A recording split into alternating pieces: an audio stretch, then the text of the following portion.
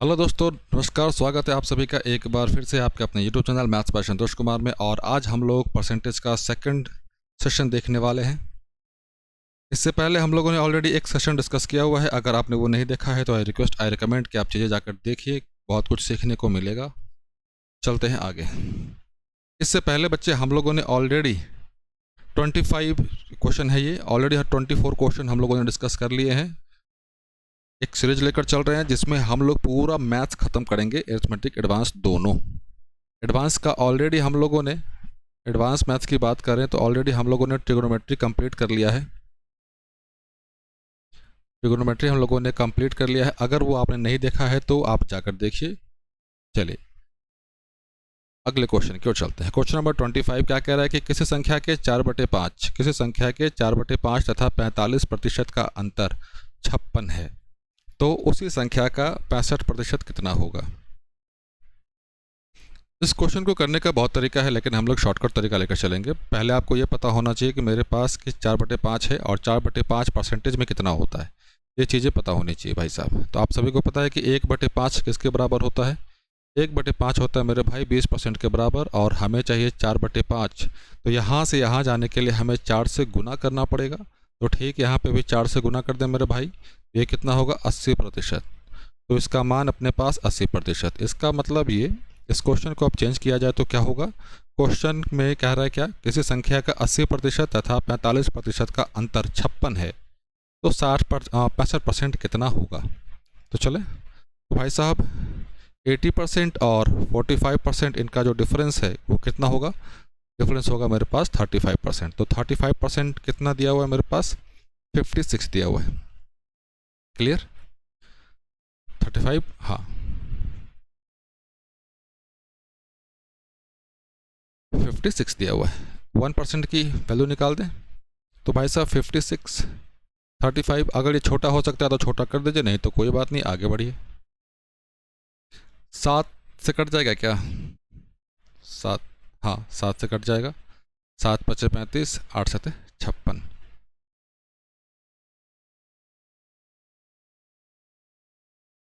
सात से काटना तो ये 5 होगा ना, 5।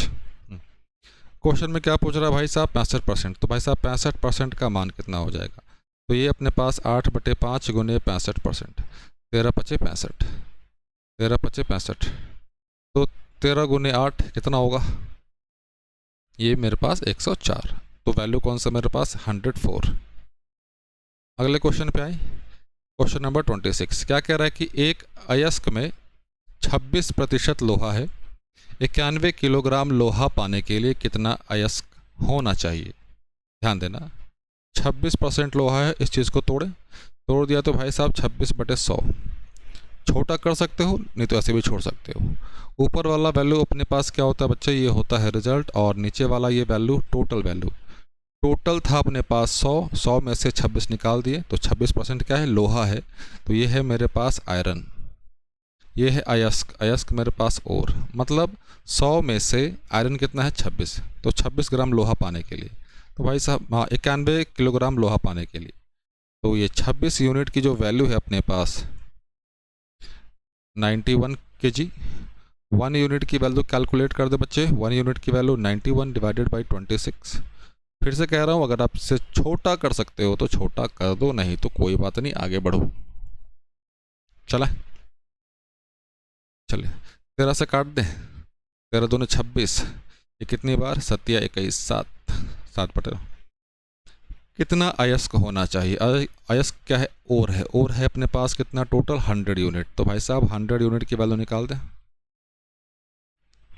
7/2 गुने 100, ये कितनी बार, 50। 50 गुने 7 मिलकर क्या देंगे अपने को, 350। 350 kilogram, option number D. Similar question है मेरे भाई। 24 कैरेट सोने को 100% शुद्ध सोना माना जाता है, तो 22 कैरेट सोने को शुद्ध सोने की प्रतिशतता कितनी होगी। चले भाई साहब 24 कैरेट, तो 24 यूनिट लिख देते हैं यहाँ पे। 24 यूनिट को कितना माना जा रहा है, 100% माना जा रहा है।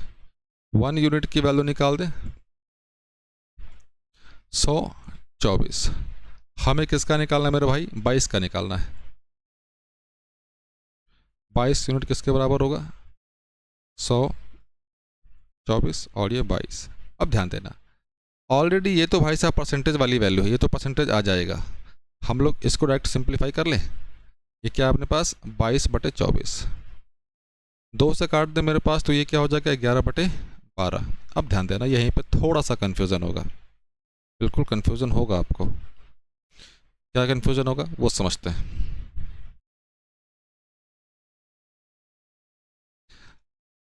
अगर आपको यहाँ पे ध्यान देना, दो चीज़ें हम लोग सीख रहे हैं यहाँ पे। डायरेक्ट परसेंटेज में कन्वर्जन कैसे होगा वो, या तो आप यहाँ पे डायरेक्ट सिंप्लीफाई करके काम कर सकते हो डायरेक्ट। चलो 11, ये 12, 4 से काट दें तो ये 25, ये 3,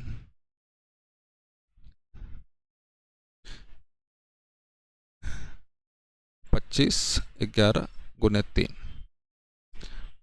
275 डिवाइडेड बाई 3%।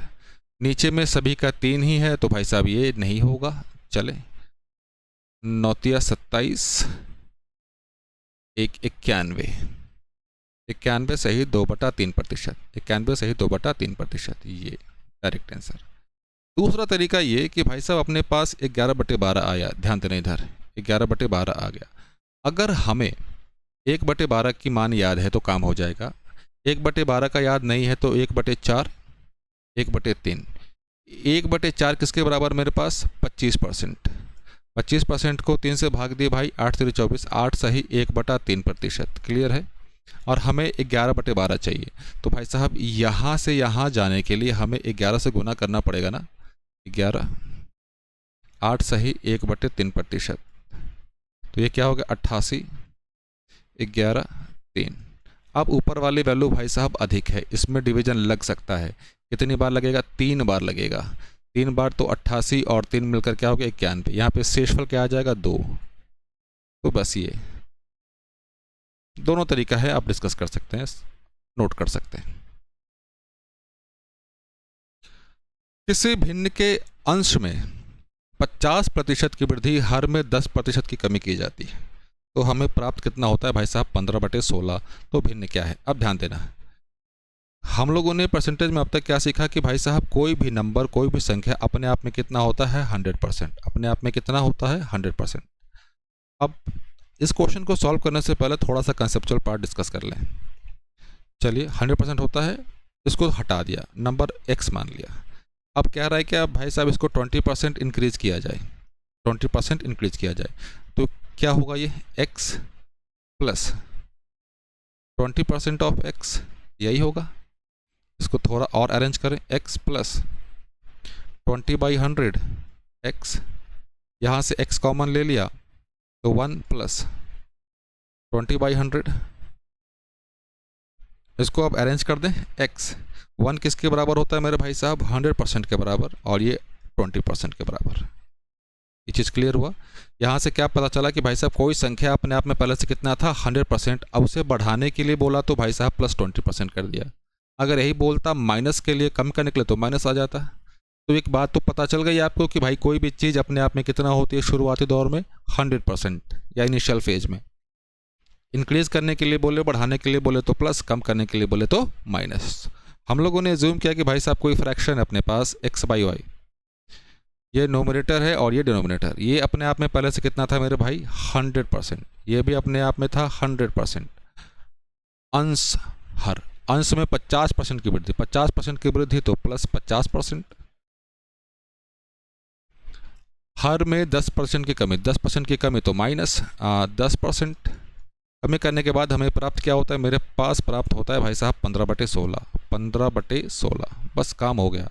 हमें यही x/y ही चाहिए। ये क्या आ गया 150, परसेंटेज को परसेंटेज से हटा देंगे, कोई दिक्कत नहीं है। ये भाई साहब 100 से 10 घटाओगे तो कितना आएगा 90। ये आ जाएगा मेरे भाई साहब 5, ये आ जाएगा 3, 15/16। 5 से काट दें तो 3 बार, 3 से जाके इधर गुना हो जाएगा, तो x/y 9/16। 9/16 कौन सा है? Option number D.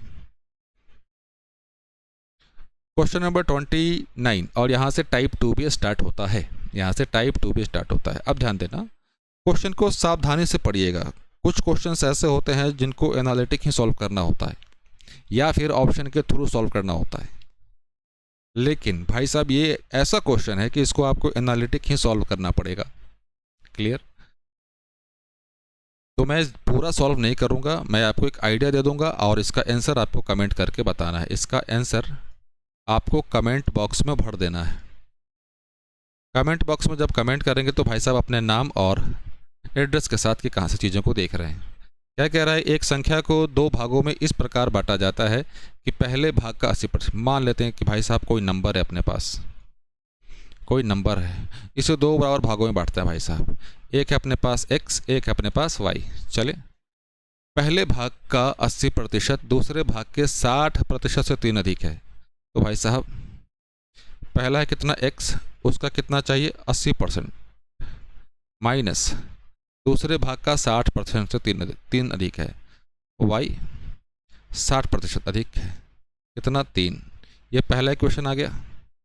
दूसरा क्वेश्चन चले, दूसरे भाग का 80% पहले भाग के 90% से 6 अधिक है। दूसरे भाग का, तो दूसरा भाग कौन सा मेरे पास y, y का कितना मेरे भाई साहब 80%, y का 80% और पहले भाग का 90%, तो पहले कौन सा है x है, x का 90%, 6 अधिक है। आपको पता है कि भाई साहब दो वेरिएबल है, दो इक्वेशन मिल गए, तो ऑब्वियस सी बात आपको पता है कि इसको सॉल्व कैसे किया जाता है। तो भाई साहब सॉल्व करके, तो संख्या क्या है, तो संख्या है अपने पास x प्लस वाई। तो संख्या जल्दी से निकाल के आंसर कमेंट बॉक्स में भर दो फटाफट मेरे बच्चों। Question number 30। एक परीक्षा में a को b से 25% अधिक अंक प्राप्त हुए, b को c से 10% कम अंक प्राप्त हुए, c को d से 25% अधिक अंक प्राप्त हुए। यदि d को 500 में से 320 अंक प्राप्त हुए हो तो a को कितना प्राप्त हुआ। ध्यान देना, इस तरह के क्वेश्चन जब कभी भी आपके सामने आए तो ऐसे क्वेश्चन में हमेशा लास्ट से शुरुआत करो। चले, d को प्राप्त कितना हुआ मेरे भाई साहब 500 में से 320 प्राप्त हुआ। उल्टा पढ़ते हैं अब, c को d से 25% अधिक, तो मतलब 125%, तो 320 का 125%। आराम से, हड़बड़ी नहीं बच्चे, 5 4 8 चौक 32, सी को 400। बी को सी से 10% प्राप्त हुए, बी को सी से 10% कम प्राप्त हुए, तो 90%।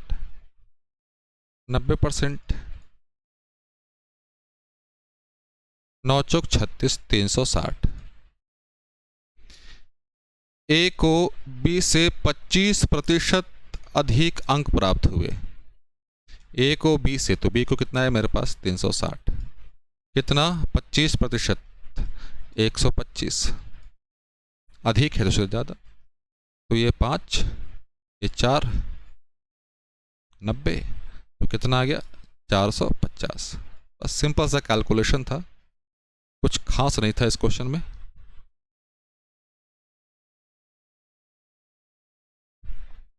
क्या कह रहा है कि दो संख्याएं a तथा b इस प्रकार हैं कि a के 5% तथा b के 4% का योग, चलिए a के 6% तथा b के 8% योग का 2/3 है। चलिए कोई बात नहीं, आराम से लिखा जाए। a का 5% आराम से, तथा b का 4% किसके बराबर है, a के 6%। यार यहाँ पे जगह नहीं मिलेगा। b के 8%, कोई बात नहीं एडजस्ट कर लेंगे,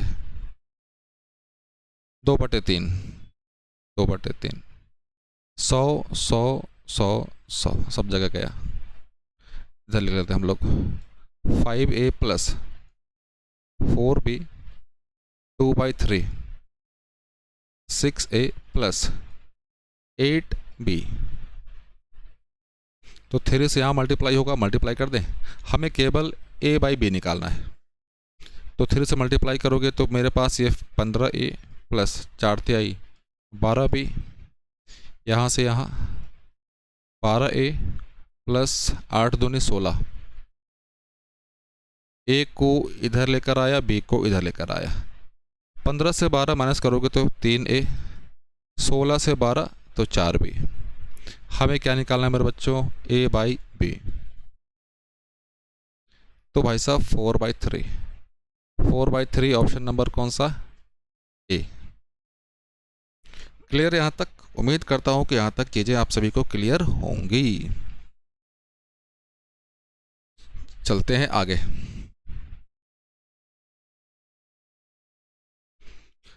अच्छा क्वेश्चन है ये।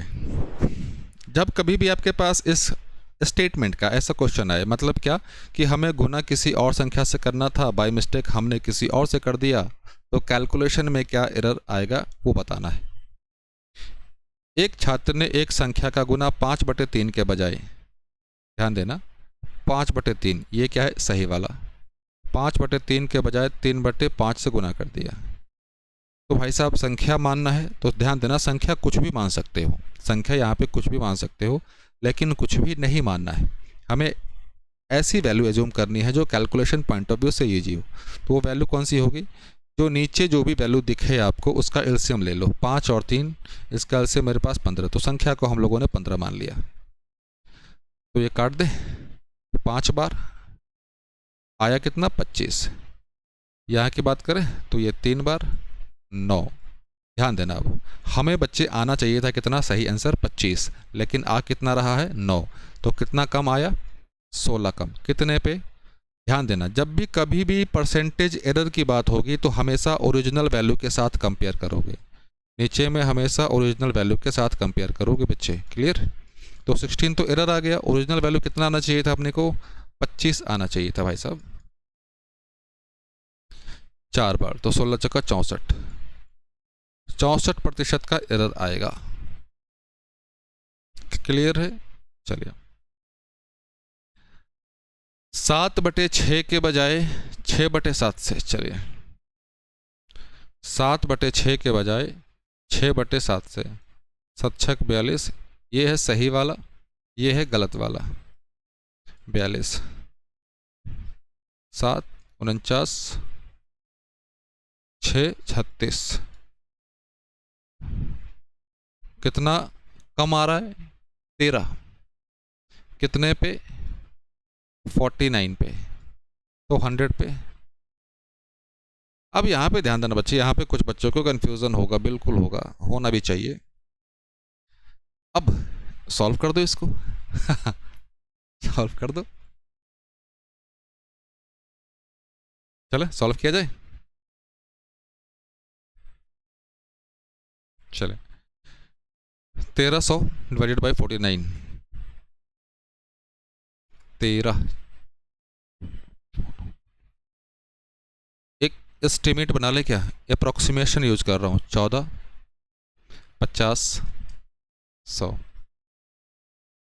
28% के आसपास वैल्यू होना चाहिए। 28% कौन सा है, ये है 28% के आसपास, तो ऑप्शन नंबर कौन सा, बी। क्लियर है?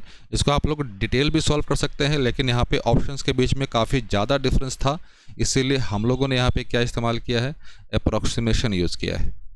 क्लियर है? हम लोगों ने अप्रोक्सीमेशन यूज़ किया मेरे बच्चे। चलते हैं आगे।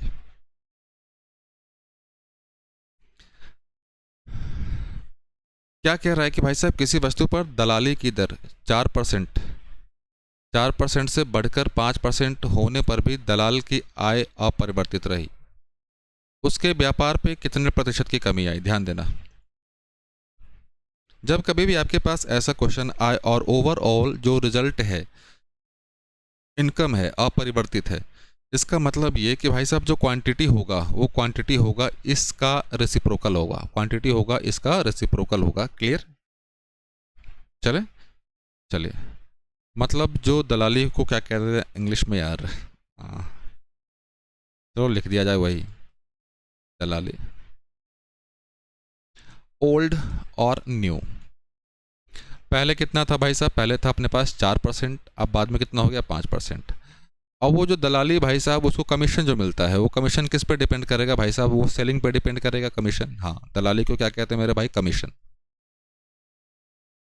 कमीशन, हाँ, कमीशन है 4%, 5%, ऑब्वियस सी बात है। और सेलिंग, जितना ज़्यादा सेलिंग करेगा उतना ज़्यादा आएगा, लेकिन उसकी इनकम अपरिवर्तित है, उसमें कोई चेंज नहीं हुआ। जब कभी भी ऐसा आए तो भाई साहब ध्यान देना, जब कभी भी इनकम सेम रहे, चेंज रहे, परिवर्तन ना हो उसमें, तो सेलिंग और कमीशन एक दूसरे का रेसिप्रोकल होता है। क्लियर है? कब? जब इनकम बैलेंस हो तब, जब इनकम बैलेंस हो, बैलेंस करने का मतलब फिक्स हो तब, वैसी स्थिति में। क्लियर? वैसी स्थिति में, हर बार नहीं। इसका मतलब ये कि जो भाई साहब कमीशन का जो रेशियो है वो उसका उल्टा कर देंगे तो सेलिंग का रेशियो आएगा। तो सेलिंग कमीशन का रेशियो अपने पास 4 और 5 आया, तो सेलिंग क्या हो जाएगा, 5 और 4। हमसे यही पूछ रहा है क्या कि भाई साहब उसके व्यापार में कितने की कमी है, व्यापार की कमी मतलब सेलिंग में कितने की कमी आई। तो भाई साहब पहले 5 था, अब 4 हो गया, कितना कम हुआ मेरे पास, 1 कम हुआ, कितने पे, 5 पे। तो 100 पे कितने का कम होगा मेरे बच्चे, तो ये होगा 20% की कमी होगी, 20% की कमी होगी। क्लियर है? चलिए अगले क्वेश्चन की ओर चलिए। क्या कह रहा है कि जब अशोक ने 45 डिग्री माप वाले कोण की रचना करने को कहा गया, उसको कहा गया, तो उसने 45 डिग्री 27 मिनट माप वाले कोण की रचना कर दी। तो इस रचना में उसके द्वारा की गई त्रुटि प्रतिशत ज्ञात करें। तो ध्यान देना, पहले आपको ये तो पता होना चाहिए कि भाई साहब मिनट और डिग्री में क्या रिलेशन है। तो भाई साहब 60 मिनट बराबर 1 डिग्री होता है। अब मिनट को कैसे रिप्रेजेंट करते हैं, 60, इससे 60 मिनट 1 डिग्री के बराबर। तो भाई साहब उसे मेजर करना था 45, उसने मेजर कितना कर दिया, 45 डिग्री 27 मिनट। तो चेंज कितने का आएगा, चेंज आएगा भाई साहब 27 लिख ही दिया जाए ताकि कन्फ्यूज़न ना हो। 27 मिनट का कितने पे, 45 डिग्री पे, तो भाई साहब 100 पे कितने का होगा। क्लियर है? तो किसी एक यूनिट में कन्वर्ट कर दो बस, और क्या।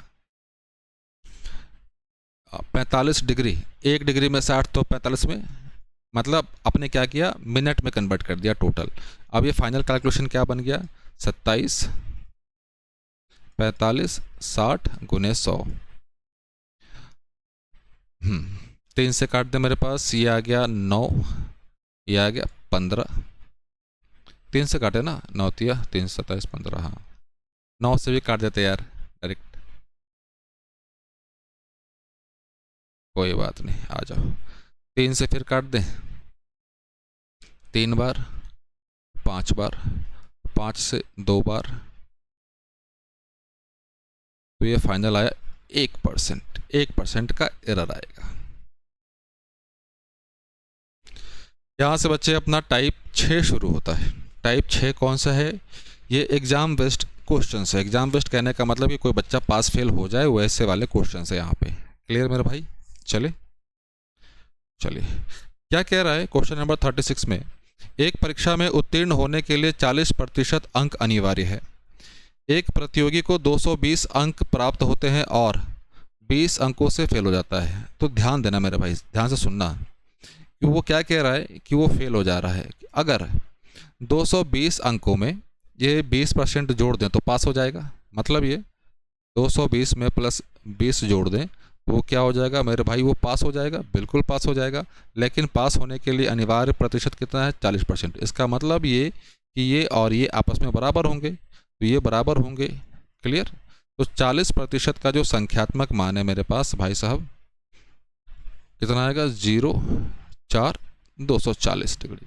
1% का मान निकाल दे मेरे भाई, तो 240 को भाग दे दिया 40 से, 6 बार कैंसिल हो गया। परीक्षा में अधिकतम अंक कितने थे, अधिकतम अंक हमेशा अपने आप में कितना होता है मेरे भाई, 100%। कितने थे, तो भाई साहब 6 गुने 100 मिलकर क्या बनाएंगे, ये 600 बना देंगे। कौन सा है, ऑप्शन नंबर सी। चलिए आगे की ओर, बिल्कुल आगे की ओर चला जाए। सिमिलर क्वेश्चन है क्या मेरे भाई, बिल्कुल सिमिलर क्वेश्चन है। किसी प्रतियोगी को एक परीक्षा में 20% अंक प्राप्त होते हैं और 30 अंकों से फेल होता है। तो ध्यान देना, इस 20% अंक में ये 30 अंक जोड़ देंगे तो वो पास हो जाएगा ना, बिल्कुल पास हो जाएगा। 20% अंक में हम लोगों ने 30 जोड़ दिया तो वो पास हो गया। आगे चलते हैं। लेकिन दूसरे प्रतियोगी को 32% अंक प्राप्त होते हैं, उसे उत्तीर्णांक से 42 अंक अधिक मिलते हैं। मतलब ये कि भाई साहब इस 32% में से 42 अंक माइनस कर देंगे तो पास होने के लिए जो आवश्यक अंक है वो मिल जाएगा, बिल्कुल मिल जाएगा। तो भाई साहब 32% से 42 अंक माइनस कर दें तो पास हो जाएगा, बिल्कुल पास हो जाएगा। ये कौन सा कंडीशन है? ये पास होने का कंडीशन है और ये भी पास होने का कंडीशन है। तो भाई साहब पास होने का कंडीशन है, इसका मतलब क्या, ये दोनों आपस में क्या होंगे, आपस में बराबर ही होंगे। चलिए अब यहाँ पे ध्यान देना भाई साहब, परसेंटेज का काम करेंगे हम लोग परसेंटेज के साथ, परसेंटेज का काम करेंगे परसेंटेज का, नंबर का काम नंबर के साथ। तो 32% माइनस 20%, 30 प्लस 42, क्लियर। इसका डिफरेंस ले लें तो ये क्या आएगा 12%। ये कितना होगा मेरे भाई साहब 72, बारछक 72। 1% का मान कितना आ गया मेरे पास 6 आ गया। अब ध्यान देना, अब यहाँ पे क्वेश्चन में पूछ क्या रहा है, उत्तीर्ण अंक का प्रतिशत निकालना है, मतलब उत्तीर्ण प्रतिशत निकालना है। इन दोनों में से किसी एक को ले लो, चलो इसी को ले लिया जाए। 32% माइनस 42, हमें प्रतिशत बताना है। तो भाई साहब ये वाला तो ऑलरेडी परसेंटेज में है, इस चीज़ को परसेंटेज में अगर कन्वर्ट करना हो तो कैसे करेंगे, इसकी मदद लेंगे। कैसे, ध्यान देना भाई साहब। 6 अंक किसके बराबर है, 1% के बराबर है। 1 किसके बराबर होगा, 1/6% के बराबर। हम लोगों से 42 के बारे में पूछ रहा है, तो भाई साहब 42 नीचे में 6%, तो ये 7×42 7%, मतलब ये इसके जगह पे हम लोग 7% लिख देंगे। 32% माइनस 7, ऑब्वियस सी बात है इन दोनों का डिफरेंस कितना आएगा मेरे भाई 25% आएगा। तो ये ही है उत्तीर्ण अंक का प्रतिशत। यहाँ से क्वेश्चन ये भी पूछ सकता था कि भाई साहब टोटल कुल मार्क्स कितने हैं, परसेंटेज कितना है, अधिकतम अंक कितना है। तो अधिकतम अंक पूछ लेता तो यहाँ से 100% निकालते हैं, तो ये अपने पास आ जाता है मेरे पास 600 नंबर। क्लियर मेरे भाई, चलिए आगे चलिए।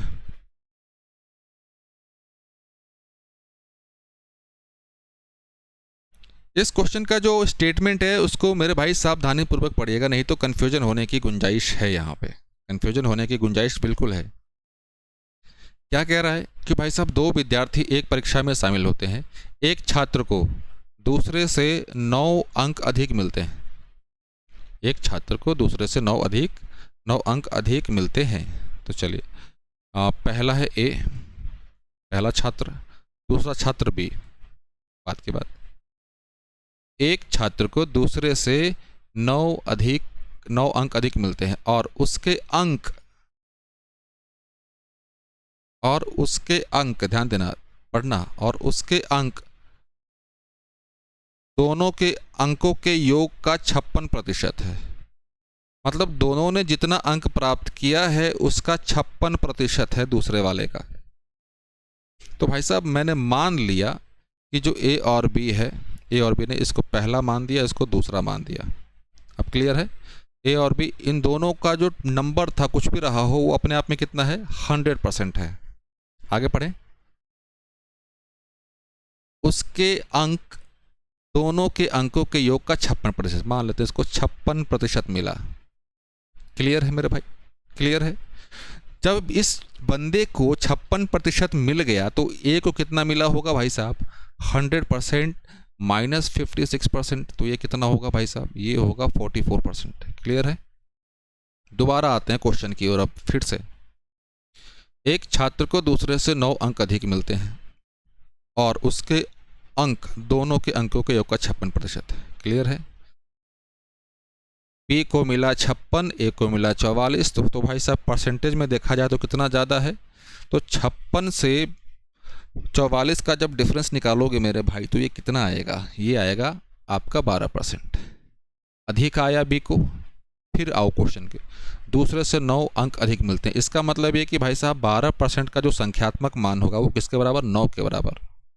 1% का मान निकाल दे मेरे बच्चे तो 9/12, 3 से भाग दे तो ये 3/4। उनका प्राप्तांक क्या था, उनका प्राप्तांक क्या था? कोई बात नहीं, पहले 100% तो निकाल लो भाई, 100% निकाल दे तो 3/4, 3/4 गुने 100, ये आ गया कितना 25, 25 तिहाई 75। टोटल अंक आ गए अपने पास कितना भाई साहब, 75 आ गया। अब इसका निकाल दें 44%, तो भाई साहब 44/100 गुने 75, 25 से काट देते हैं 3 तो ये 4, 4 से ये कितनी बार 11, 11 तिहाई 33। ऑप्शन में ढूंढे 33 दिख रहा है क्या? हाँ 33 केवल एक जगह ही दिख रहा है, तो आगे कैलकुलेशन की आवश्यकता नहीं है। एक को मिला 33 तो ऑब्वियस सी बात है दूसरे को 9 ज़्यादा मिलेगा तो 42। Option number A. क्लियर बच्चों? चले आगे, चलिए इस क्वेश्चन को पढ़िए सावधानी पूर्वक, सावधानी से पढ़िएगा मेरे भाई, पहले सावधानी से पढ़ते हैं। एक परीक्षा में 3 विषय हैं, प्रत्येक का अधिकतम अंक 100 है। एक छात्र पहले विषय में 55%, दूसरे विषय में 75%, उसे कुल 70% अंक प्राप्त होते हैं, तो तीसरे विषय में कितने प्रतिशत अंक प्राप्त हुए? अरे भाई साहब कुछ नहीं है ये, याद कीजिए आप लोगों ने एवरेज पढ़ा हुआ है। अगर आपने एवरेज नहीं पढ़ा हुआ तो भाई साहब एवरेज का वीडियो जाकर देखिए, शानदार कंसेप्ट डिस्कस किया है। चले आगे की ओर। भाई साहब पहला विषय में उन्होंने प्राप्त कितना किया भाई साहब, 55%, 55%।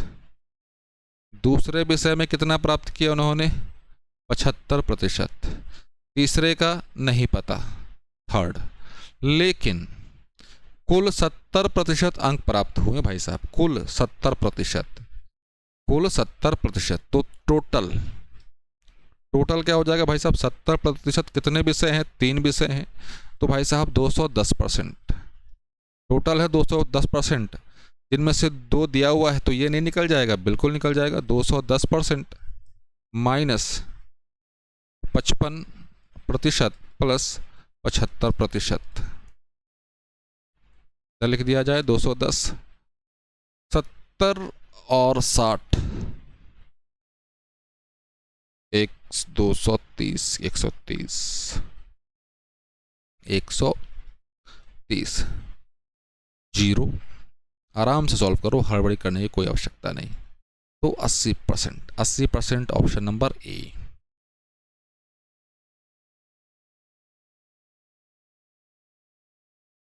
इसको सॉल्व किया जाए, चलिए 4 विषय है मेरे भाई साहब। पहला विषय में कितना है, प्रत्येक का अधिकतम अंक 250, पहले विषय में 60%, दूसरे में 75%, 75%,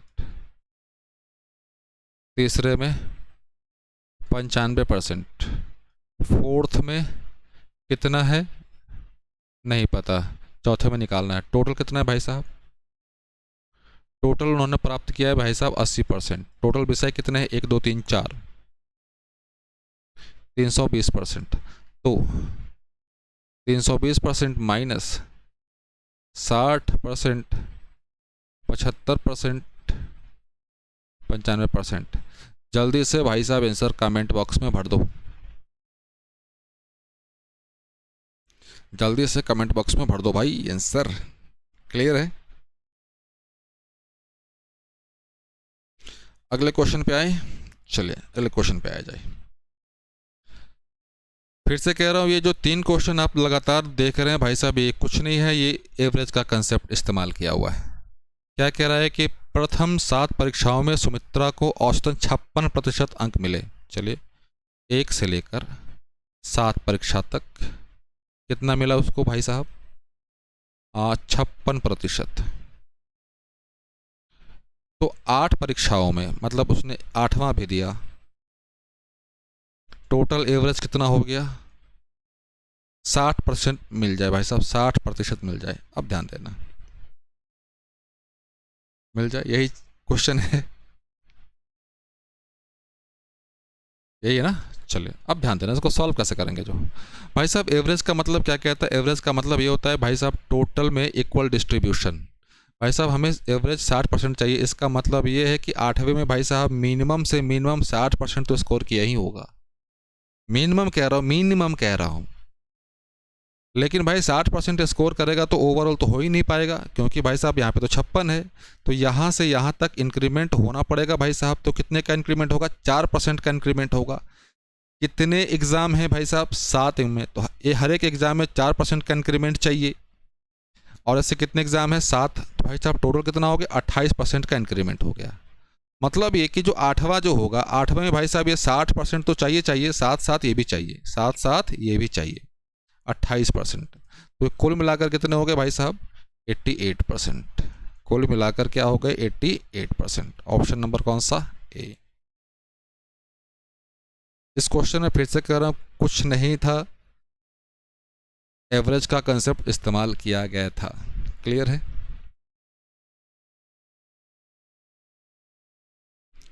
तो बच्चों आज के लिए इतना ही काफ़ी है, मिलते हैं हम लोग अगले क्लास में। तब तक के लिए मेरे भाई जय हिंद जय भारत। इसको रखना है।